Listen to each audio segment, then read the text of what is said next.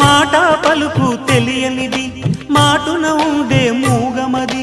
కమ్మని తలపుల కావ్యమయే కవితలు రాసే మౌనమది రాగల రోజుల ఊహలకి స్వాగతమిచ్చే రాగమది శృతిలయలరగని ఊపిరికి స్వరములు కూర్చే గానమది ఋతువుల రంగులు మార్చేది కల్పన కలిగిన మది భావం బ్రతుకును పాటగా మలిచేది మనసున కదిలిన